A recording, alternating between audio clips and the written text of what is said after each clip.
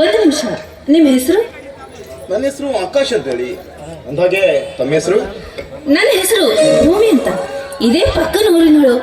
ಅಂದ ಹಾಗೆ ಇಲ್ಲಿ ರಘುರಾಮನ ಮನೆಗೆ ಹೋಗ್ಬೇಕಿತ್ತು. ಅವ್ರ ಮನೆಯಲ್ಲಿ ಬರ್ತದೆ ಅಂತ ಹೇಳ್ತೀರಾ ಪ್ಲೀಸ್?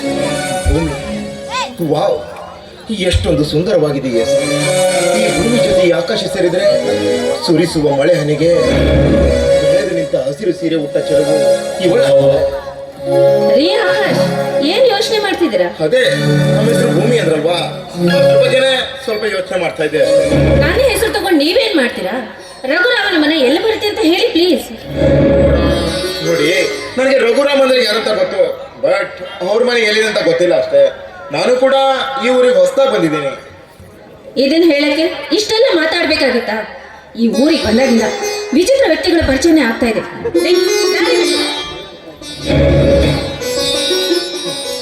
ಏನಪ್ಪ ಇವಳು ಇಷ್ಟೊಂದು ಕೋಪ ಮಾಡ್ಕೊಂಡು ಹೋಗ್ಬಿಟ್ಲು. ಇವಳ ನಾನು ನೋಡ್ತಾ ಇದ್ರೆ ನನ್ನ ಮನದಲ್ಲಿರುವ ಅರಗಿಣಿ ಇವಳೆ ಅಂತ ಕಾಣ್ತಾ ಇದೆ. ಹೌದು, ಆ ಮುತ್ತುರಾಜನ ಹಾಗೆ ನಾನು ಕೂಡ ಪ್ರೀತಿಯಲ್ಲಿ ಬೀಳ್ಬೇಕೇನೋ ಹಂಬಲ ಆಗ್ತಾ ಇದೆ. ಇವಳೇನಾದ್ರೂ ನನ್ನ ಬಾಳ ಸಂಗತಿಯಾಗಿ ಬಂದ್ರೆ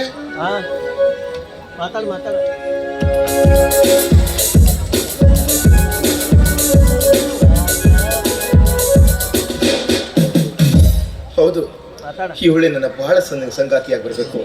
ಯಾಕಂದ್ರೆ ನನ್ನ ಮನಸ್ಸಲ್ಲಿ ಇವಳೆ ತುಂಬಿದ್ದಾಳೆ, ಇವಳೆ ತುಂಬಬೇಕು.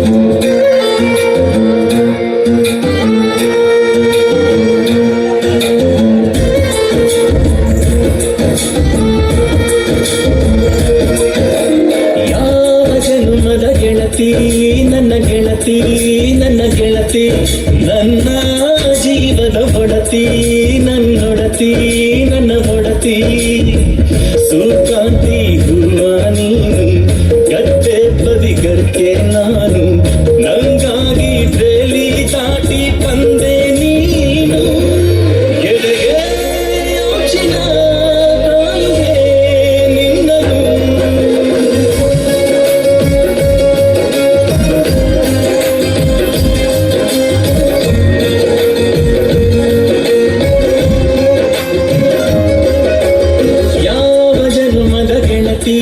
ನನ್ನ ಗೆಳತಿ, ನನ್ನ ಗೆಳತಿ, ನನ್ನ ಜೀವದ ಹೊಡತಿ, ನನ್ನ ಹೊಡತಿ, ನನ್ನೊಡತಿ.